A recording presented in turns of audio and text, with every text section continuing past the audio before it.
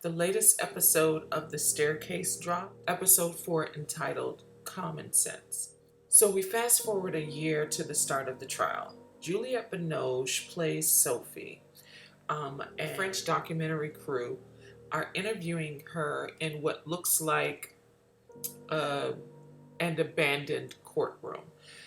So they interview her, but it's very vague, it's very ambiguous. Well, it's not vague, it's leading, but ambiguous. So they're asking her how she knows Michael Peterson. In an earlier episode, it appeared that they kissed in a vehicle, and we don't know where that fits in the timeline. So that's the initial scene. So then we're in the actual courtroom. The camera zooms in on hands that seemingly belong to a jury consultant that is viewing footage and studying jurors as they listen to the testimony of gay escort Brad. One of the older women jurors grimaces as Brad details some of his exploits and email exchanges that he had with Michael Peterson. The testimony from the actual trial is pretty much recited word for word, bar for bar from the actual court transcripts that are available.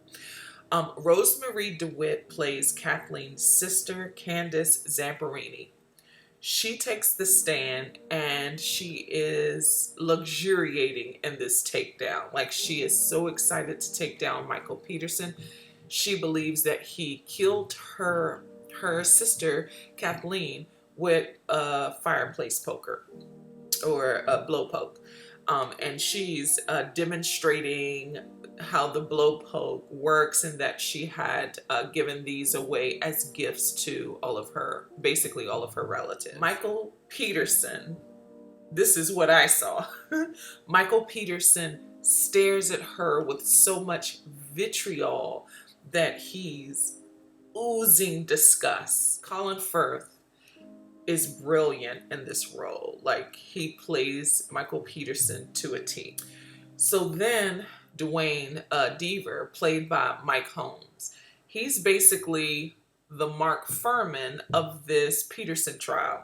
He's up there fabricating cast off and blood projectiles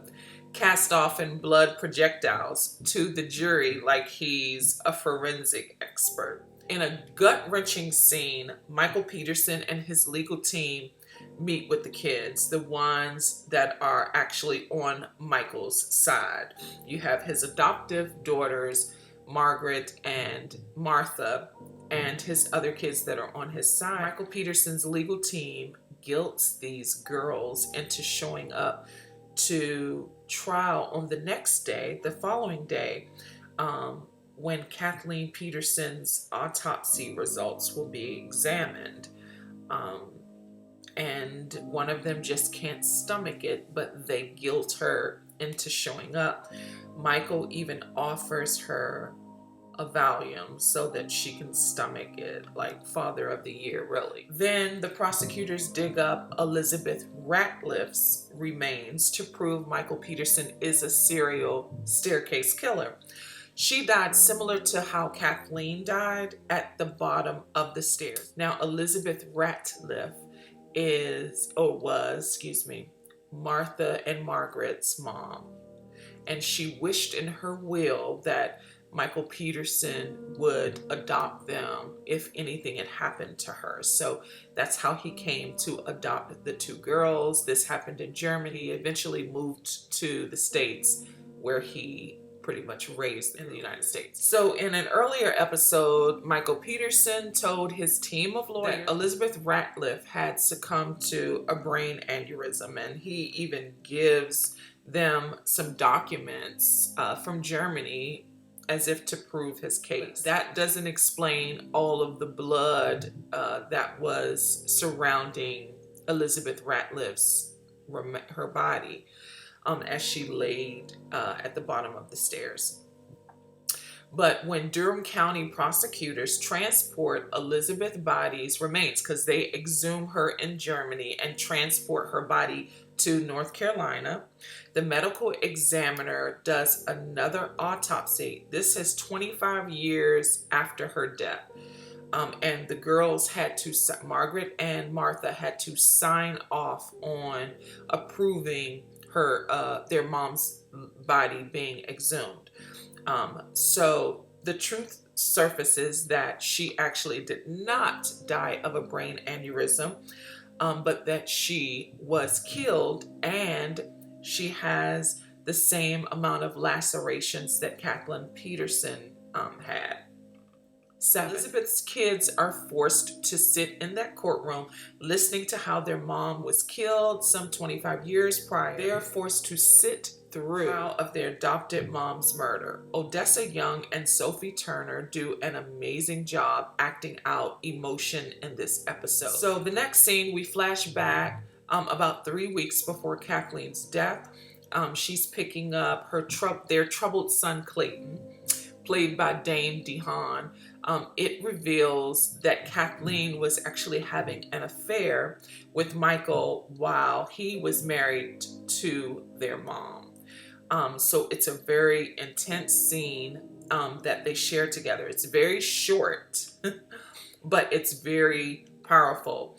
Watching them fight, mistress turned stepmom versus stepson. Next scene, we're back at the Peterson residence. The jurors are there. They're on a trip to view the crime scene.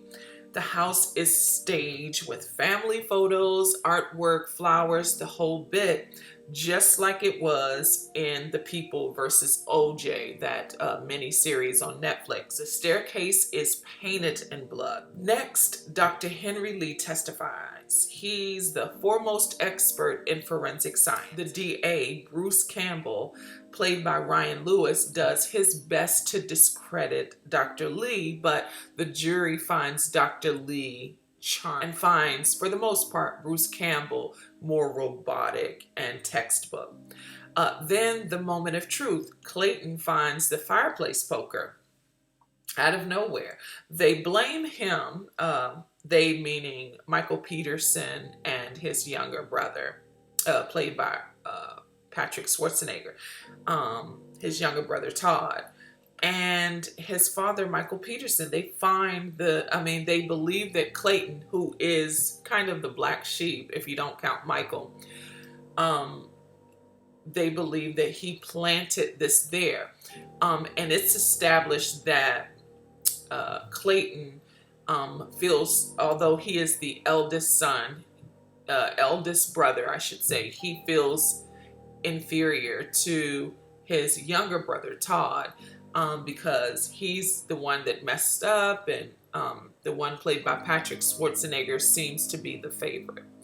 Now Clayton's interviewed by the legal team to see if he's strong enough and truthful enough to testify to the fact that he found this fireplace poker or blowpoke that is supposed to be this murder weapon that the prosecution couldn't find.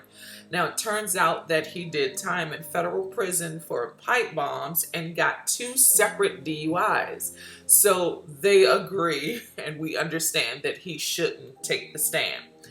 The wife that didn't die at the bottom of a staircase, Todd's and Clayton's mom, Patricia Sue, is always lingering nearby. Like, she's always embracing the girls and trying to keep the children together, because their dad is really not emotionally available to them while he's fighting for his life, seemingly.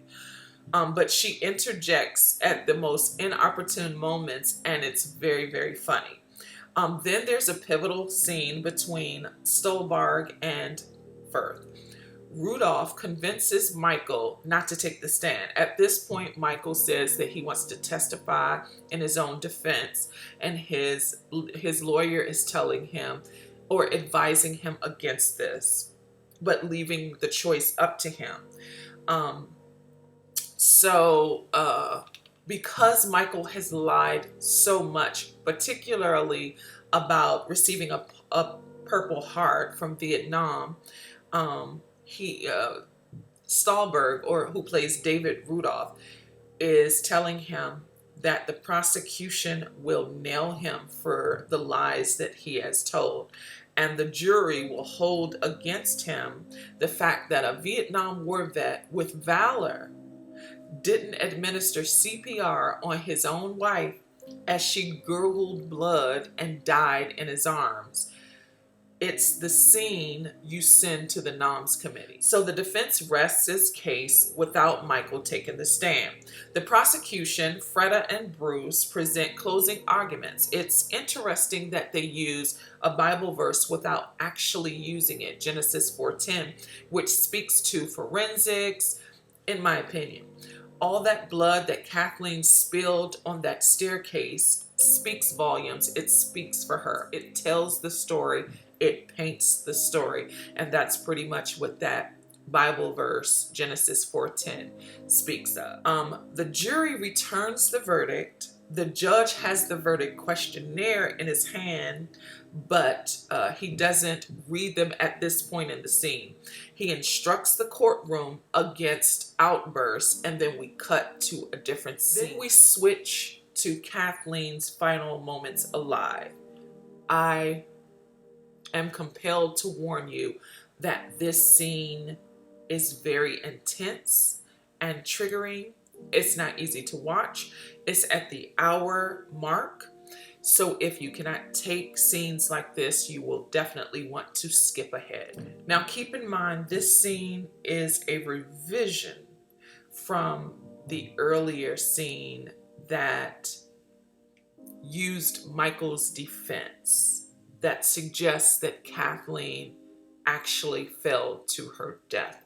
This scene explains what the prosecution is putting on, that Michael Peterson killed Kathleen. This episode is called Common Sense, and this is the one, in my opinion, that makes the most sense. So Kathleen and Michael are chilling poolside. They're having drinks. They just watched a movie, which I believe is America's Sweethearts. Kathleen wants to turn in early, but before she does, she has to send an email, so she bids Michael good night. She goes into the house to use his personal computer in his office. There, she comes across mail porn, the email exchanges with Brad and other escorts. She sits at the kitchen bar, crying, contemplating what to do next, frustrated to her wits' ends, just done with Michael. But it's noticeably interesting that she didn't confront him at the pool. She sits there by herself, crying, contemplating what her next move is. And then Michael enters the home. He sees her crying. Her face is covered in tears. And by the way, maybe the coroner should have checked for tear tracks on her face so that the prosecution can question why she was crying right before her death. But that's neither here nor there. Kathleen's crying. She spills her gut. She says, I knew it. I had an inkling that this was possible. So in earlier episodes, Michael said that Kathleen knew about his sexuality, that she knew he was bisexual. He didn't really cheat on her. He would flirt, but he never cheated on her, but she knew. And in this scene, she didn't know, and it's the most believable. But he denies his sexuality in this scene, and he says that this is for research. I'm a writer, but she knows, Michael, she knows that he is lying. He always lies. He's a habitual liar, and that's what she says. But in this scene, our eyes are one place, the fireplace. It's in our sights. We're looking, as an audience, we're looking for The fireplace poker. We want to see if that blow poke was at the fireplace. Was that the murder weapon? So that's the first place I looked. I wanted to know if it was there at this time. It is noticeably missing. Okay, so they argue back and forth until she's so frustrated that she gets up and leaves. She's heading to her room, which she has to take these stairs, the crime scene. So he says, no, you're not leaving me. And he starts tugging at her as she's going upstairs. He yanks her down. And she slips and falls. But this isn't an accident. He was aggressive. He yanks her down. She hits her head. And then he repeatedly bangs her head against these hardwood covered steps. And you hear it. You hear the bang. So Michael realizes what he does when Kathleen faints unconscious from all of the banging, from him banging her head against these wood floors. And so she lies there asphyxiating for the longest few seconds. And he panics and he contemplates dialing 911. He runs over to the little kitchen nook. He picks up the phone. He throws it down. He runs upstairs to grab some towels to put under her, to place her head. She's moving and struggling for breath, trying to breathe, drowning in her own blood. He grabs paper towels. He's wiping and smearing blood on the baseboards and the wall, just as the prosecution suggested. This is why there's no cast off. He didn't, in this scene, he didn't use the blow poke. This is why there's no blunt force trauma. This is why there's no skull fracture. And then she awakens from this unconscious state, flailing, her legs flailing. She's fighting for breath. What does Michael do? He chokes her. That's how her neck was swollen. Her head has laceration because he banged her head against this hardwood. This scene makes the most sense. He doesn't administer CPR. Remember, this is a Vietnam War vet with valor. He realizes that she's gotta die now. Saving her would ruin his life. She's leaving him. She's going to expose him. She's going to take all of her money. She's going to take her mansion. But he didn't even try to save Kathleen Peterson's life, the woman who had given him everything he wanted. And as she draws her last breath, Michael Peterson stands over her, satisfied. At the end of this episode, there is a companion episode that describes and deciphers how this scene was choreographed. I definitely recommend the companion episode as well as the podcast. So this very next scene, after we've settled in the reality that it's more probable that Michael Peterson killed Kathleen than not, the judge reads the verdict, guilty. Michael's given a chance to speak. He uses this time to address the kids on his side, and then he turns and faces the judge. The judge gives him life without parole. He's cuffed and ushered out of the courtroom by sheriffs. And then the documentary crew follows. The sheriffs tell him what's going to happen in the next few minutes. And to the documentary crew, Michael contends that he's innocent. The final scene is a bookend of the first. Juliette Binoche, who's playing Sophie, turns out that she's a French documentary producer who's working on a hit piece of the U.S. judicial system, and Michael Peterson is one of her subjects. She believes that he's innocent and is hell-bent on proving it. Here's the thing. This miniseries is an adaptation of the Netflix docuseries. Now, I believe that Netflix docuseries skews to Michael's innocence, while the HBO miniseries imposes the audience to reach its own conclusions without changing much from the docuseries. And that's a testament to how well the writing, the choreography, the editing, the acting, the directing, and producing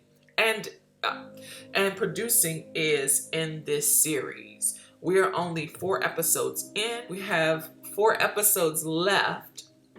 There are 8 episodes in this series, so we will follow Michael through his time in prison and subsequent appeals and his subsequent release. Well, thank you so much. If you stuck around this long, I certainly appreciate you. Please consider liking, commenting, sharing, and subscribing. Until next time, peace.